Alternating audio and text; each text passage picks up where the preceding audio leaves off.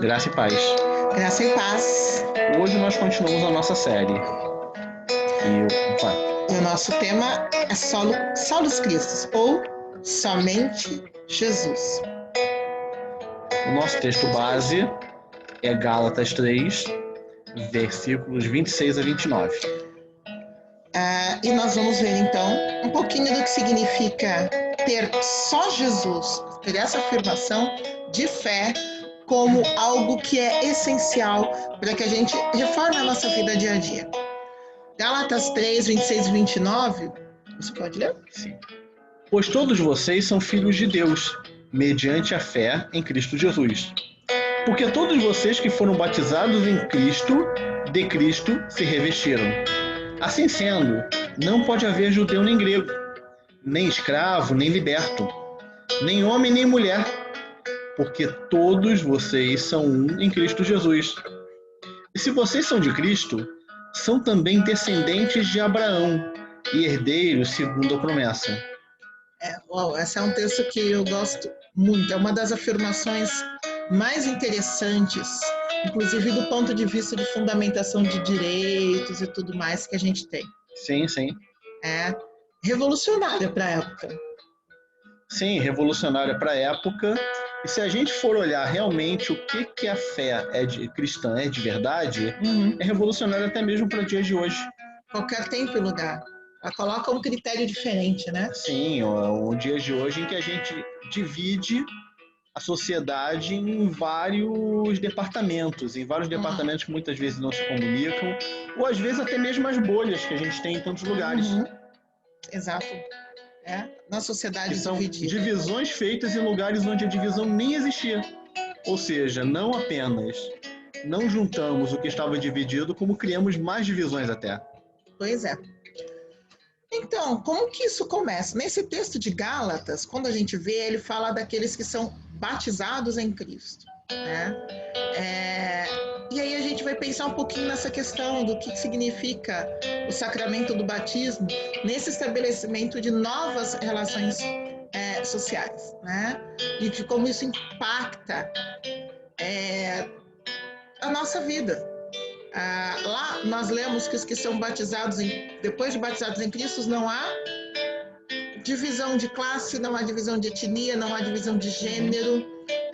Nós temos um estabelecimento de uma igualdade plena que reconhece as diferenças, mas que não as torna desigualdades. Sim, o grego continua sendo grego, o judeu continua sendo grego, o homem continua sendo homem, a mulher continua sendo mulher. Mas ambos são valorizados. E podem se unir. Eles são valorizados nas suas culturas, nas suas origens, e eles são importantes nessa construção, e diferenças socialmente construídas não valem mais. Há um resgate, né? É um novo nascimento, é uma nova origem, um novo Gênesis. A gente pensar que Gênesis quer dizer começo, é Bereshit. O livro de Gênesis é o livro do começo, e o Alessandro gosta de falar muito do que o relato da criação traz. Traz uma igualdade. Deus cria as pessoas, Deus cria a humanidade à sua imagem e semelhança. O texto que diz, homem e mulher os criou. A humanidade é criada à imagem e semelhança de Deus. Em um mundo que é um jardim, então existe comunhão. E aqui em Gálatas, o texto traz de volta essa perspectiva do batismo como um recomeço, uma nova gênese. Sim. Que restaura as relações sociais, né? Em qualquer lugar, em qualquer tempo. Isso, aliás, é uma imagem de um manuscrito sírio, muito antigo. Né? Jesus com a mulher no Poço de Jacó, né? Sim. Jesus mostra, que o texto não fala, que aqueles que são batizados com Cristo se tornam como Ele. Aqui, esse é um episódio que a Bíblia fala de Jesus quebrando barreiras de gênero, barreiras sociais, barreiras étnicas. Sim. Barreiras culturais, políticas. Sim, que ali era uma samaritana. Politicamente, o relacionamento era impossível, considerado impossível. Ela mesma se estranha, mas como é que você está falando comigo? Eu sou É mulher, eu homem, é sou judeu. samaritana, ela falando um Eu monte não de tenho coisa. marido, eu tive 5. Ela tem uma vida complicada, mas Jesus vai até ela, Jesus pede água para ela e depois oferece a água da vida, existe uma relação de troca. Uhum. Então, é muito legal. E olha aqui Continuando. essa foto aqui. Quais são as consequências disso, né? É só a fé em Cristo que pode nos tornar filhos e filhas de Deus. Não tem outro jeito. Não é por dinheiro? A gente já Não. falou um pouco disso, né? Em Sala Feliz. Não é por posição. Eu sou filho de tal. Atualmente, aquela moda, né? Eu tenho o registro profissional tal, a minha profissão é esta. Você sabe com quem está falando? Não, Jesus, isso daí Jesus pode. tá bem aí. Isso pode até funcionar em alguns lugares, quando a gente. Né, em alguns lugares na nossa sociedade. Mas acredite, não tente fazer isso lá no céu porque não vai funcionar. Diante de Deus, não vale de nada. Sabe com quem está falando, Senhor? Bom, Alguém que dá. quem há entre nós e Deus? É Jesus. Ninguém mais. Alguém pode tentar te convencer que existe o pastor fulano, que existe o outro religioso que é quem faz a ponte. Não. É só Jesus. Não tem mais ninguém. Não, então, isso elimina uma série de relações que são colocadas, às vezes, de poder, né? De dominação, de exploração. Sim. Olha, você me obedece, porque se você não me obedecer, eu tô ligado a Jesus, e se você não me obedecer, você não vai conseguir nem chegar perto de Jesus, ainda te lança uma maldição para acabar contigo de vez. Não. Não é assim. Isso não funciona. Se não pagar, se não fizer a promessa, se não der a contribuição, se não fizer a campanha. Não, gente. É nada. Não é nada. Entre nós e Deus, solos Cristo. Somente Cristo. Sim, E saber que a Bíblia diz isso, acredite, te livra de bastante abobrinha. E isso também coloca que o que você precisa para se relacionar com Deus é somente Jesus, é somente ir até Ele. Pode ser no teu quarto, no teu trabalho, na tua cozinha. Uhum. Você só precisa ir a Jesus. Somente isso.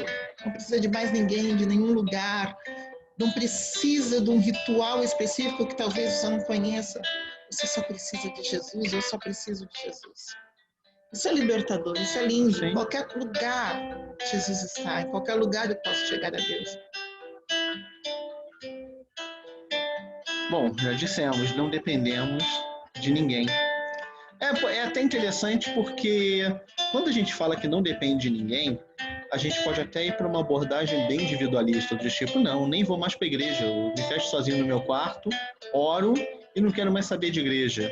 Mas não é assim. Mas você não precisa, de fato, você não precisa da igreja, você pode ir diretamente a Jesus para isso. Mas a vida comunitária na igreja é muito importante. Então, o que é interessante é o seguinte, é que ao mesmo tempo que você não depende de ninguém, você tem uma interdependência para com todos. O que acontece aqui é que você não depende daquela figura do líder. Você não está abaixo de outra pessoa. Você não está abaixo de outra pessoa. Tem comunhão. Você está em comunhão com outra pessoa. É diferente a relação. É uma relação de alguém manda e você obedece. Sim. Uma relação de comunhão uns com os outros. Seguindo todos a Cristo. Uhum. E todos quem? Os pastores, os líderes, os evangelistas, os missionários, os adultos, os homens, são todos, os europeus. Todos têm a responsabilidade de anunciar a reconciliação do mundo com Deus. Não há barreiras de idade, classe, etnia, sexo, instrução, cultura, situação socioeconômica, de quanto tem dinheiro no banco. Quanto que você estudou. Sim. Idade, crianças. A gente vê que Jesus ele valoriza as crianças. Ele ouve as crianças. e ele as coloca como modelo do reino de Deus. São crianças. Ele subverte completamente, ele inverte aquilo que as pessoas tinham, né? Aquela relação que existia antes. Mulheres, crianças, todos e todas temos esta oportunidade de anunciar o Evangelho diante de Deus. Mas mantendo a centralidade de Cristo. Porque esse corpo tem uma cabeça só. Apesar de haver gente que queira ocupar o lugar dessa cabeça. Exato. Ou até colocar 2 cabeças. 3, 10, 20. Quando alguém tenta ser uma liderança entre você e Deus, no lugar de Jesus, acredite, está tentando ocupar o lugar de Cristo. Isso é perigoso. Corpo com mais de uma cabeça na Bíblia, só tem um dragão de 7 cabeças e 7 chifres e não é Jesus. Não, não é. Entenderam? O corpo de Cristo tem uma cabeça só. É Cristo. Então, não tente ser uma segunda cabeça desse corpo. E se houver alguém querendo ser segunda cabeça desse corpo, não siga esta segunda cabeça. Agora, lembre, sem Cristo, a igreja morre. Sem cabeça, o corpo morre. Então, também, quando a gente tem, às vezes, essa tendência de tentar ser uma igreja que não é igreja, uma igreja que não tem Cristo, não existe igreja sem Cristo. Não existe igreja sem Cristo. Aí você tem um clube, uma reunião de amigos para discutir outras coisas, mas não igreja. Igreja tem Cristo como cabeça. Sim. E se ele é cabeça, ele tem que ser tratado como tal. Então essa história de Jesus vai, Jesus sobe, Jesus desce. Porque Deus... não. Aí faz uma besteira, nós vamos essa semana. Não, mas mas Jesus vai me dar isso, Jesus vai me fazer aquilo, Jesus vai me exaltar. Jesus não é servo de capricho de ninguém. Não. Essas teologias que colocam a gente como alguém que tem todos os direitos e Jesus como alguém que faz o que a gente quer e que cobre as nossas besteiras e fica por isso mesmo. Não, ele é a cabeça. E, como já dissemos, a igreja é o corpo de Cristo. Não dá para ser cristão, faltou um S ali, sem participar da comunhão do seu corpo. Porque você pode chegar a ser Jesus individualmente? Pode. Mas depois você vai ter naturalmente o desejo de participar do corpo dele. Cristo é uma cabeça do corpo. Certo? A gente falou que não tem corpo sem cabeça, não vive, mas uma cabeça sem corpo não age. Sim. Sabe quando a gente olha, às vezes fala, meu Deus, eu vejo mal no mundo, eu vejo isso, cadê a igreja? Cadê Jesus? Nós somos o corpo de Cristo. Quem age no mundo é a igreja. Nós somos os pés, as mãos que Jesus usa para mudar o mundo, para transformar o mundo, para curar, para cuidar das pessoas. É Jesus agindo junto com a gente. Exatamente, porque ele é a cabeça. Sim. E se a gente quer ser cristão sem estar na igreja, não há igreja sem Cristo e também não dá para ser cristão sem o corpo, sem estar no corpo de Cristo. O corpo de Cristo é a igreja. O Alessandro falou agora há pouco da interdependência, da comunhão. Sim. Parte do corpo, então nós temos uma única cabeça, que é Cristo, mas nós vivemos em comunhão uns com os outros. Porque todos são úteis, todos são importantes, todos trabalham juntos. É comunhão. E aí nós temos algumas questões para reflexão. Como você se relaciona com Deus? A outras pessoas, lideranças, a outros elementos religiosos ou a Cristo? O que significa para você ter Cristo como único mediador? Único. Único, não como um mediador, mas como o único a quem você deve apelar. Sim. Você ir a outras pessoas para aprender coisas novas, você ir a outras pessoas para procurar apoio é normal. Agora a questão é, existe alguém que tenta se colocar entre você e Jesus? Esse geralmente é o problema. Quando tem alguém que quer se colocar numa posição superior como que se essa pessoa seja a porta, fazer o que essa pessoa determina é a porta para você ter acesso a Jesus. Não, isso não existe. Como a noção do sacerdócio universal pode impactar o nosso dia a dia? Se todos e todas temos essa responsabilidade, esse privilégio de servir a Deus igualmente, o que significa em termos das barreiras? A gente cria barreiras de que parece que alguns são mais cristãos do que outros, ou alguns têm mais direitos, ou barreiras étnicas, barreiras culturais, porque fulano ou fulano estudaram mais, barreira de gênero, porque os homens ou porque as mulheres, Ou a às gente vai criar um monte de vezes, barreira. E aqui a gente aprende que não. sim, aqui a gente são colocou uma sacerdotes barreira de Deus. geográfica. É até interessante, nós escolhemos esse íconezinho aqui da A fábrica, fábrica. E mas aí? poderia ser um ícone de uma sala de aula, poderia ser um ícone de um local de prática de esportes, poderia ser um ícone de um jardim, e poderia também ser um ícone de uma igreja. Mas por que nós não escolhemos o ícone de uma igreja? Porque quando todo mundo pensa em sacerdócio, todo mundo já pensa logo naquela figura da igrejinha com a cruz em cima, falando: este é o local do sacerdócio, este é o local do culto. E o conceito de sacerdócio universal é exatamente contrário a isso. Ele não nega que o templo ele seja o local de culto, mas o que ele não exclui o templo, mas ele vai além. Ele vai além. Ele inclui que a fábrica, o seu local de trabalho, o seu local de lazer, Sua casa. o seu local de convívio, a sua casa, todos esses são lugares para exercer o sacerdócio Universal. universal. Ore para que o Senhor seja o centro da sua vida e ninguém mais. Tá? Que Ele seja o cabeça. E que o Senhor nos abençoe e nos faça cada dia mais parecidos com Ele.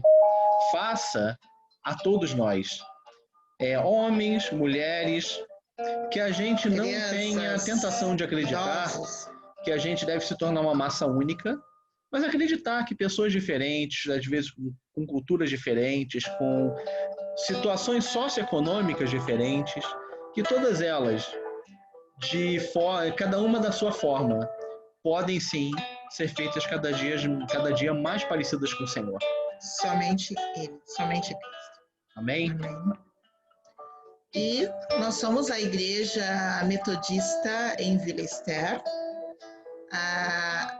Nós queremos ser uma família para a sua família, somos o corpo de Cristo e aguardamos você. Este é o nosso endereço, Alfredo Rocha Viana 159. A gente tem culto às 18 com restrições, então é necessário entrar em contato para fazer a inscrição. Entrar em contato e deve ser feita uma inscrição, porque há um número máximo de pessoas que podem estar dentro do templo. Ou você entra em contato pela página.